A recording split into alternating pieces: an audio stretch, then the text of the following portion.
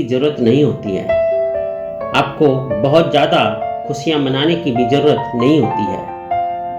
शायद आप ये भूल जाते हैं कि इन दोनों चीज़ों में कोई भी आपका परमानेंट नहीं है।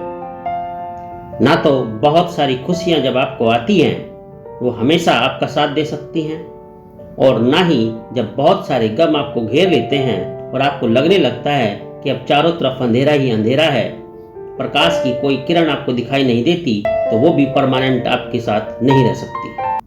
ये प्रकृति का नियम है कि यहाँ हर चीज परिवर्तित होती है। The change is the rule of nature, और इस नेचर के रूल को कोई बदल नहीं सकता। ये सिर्फ आपकी मानसिकता हो सकती है कि आप ये सोच बैठते हैं कि ये जो आया है वो अब मेरा ही है हमेशा। ऐसा नहीं होता है। अगर सच देखें तो जो आपका शरीर है वो भी आपका हमेशा नहीं हो सकता है। बुद्धा ने अपनी फिलॉसफी में कहा है कि everything changes every moment.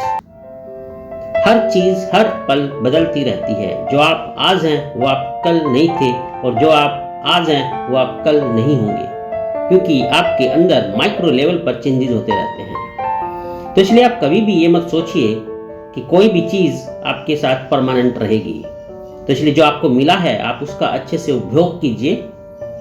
जो आपको ईश्वर ने प्रदान किया है उसको सही तरीके से यूज करो, और उसको दूसरों के साथ भी बांटो, चाहे वो खुशियां हो चाहे वो गम हो सकता है कि कुछ लोग आपकी खुशियों में तो शामिल हो जाएं, आपके गम में आपको अकेला छोड़ दें।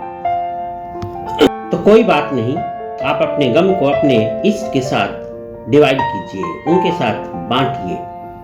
आपका भगवान, आपका ईश्वर तो आपके हमेशा साथ रहता ही है, चाहे वो खुशियां हो चाहे वो गम हो। डिपेंड इस बात पर करता है कि क्या आप उसकी प्रेजेंस को पहचान पाते हो या नहीं।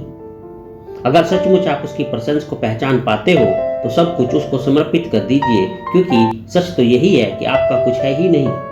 ना तो आप यहाँ कुछ लेकर आए थे, ना यहाँ से आप कुछ लेकर जा सकते हो। ये जो शरीर है जो 5 तत्वों का बना हुआ है वो भी यहीं पर रह जाना है।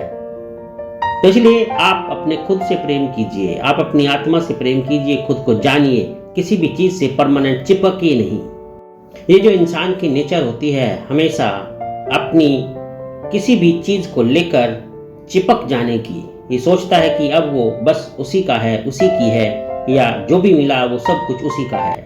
यही प्रवृत्ति उसको दुख के अंधेरे गड्ढे में डाल देती है और वो हमेशा परेशान रहता है। तो इसलिए शांत रहिए, हमेशा खुश रहिए, अपने मन को ईश्वर से जोड़ कर रखिए।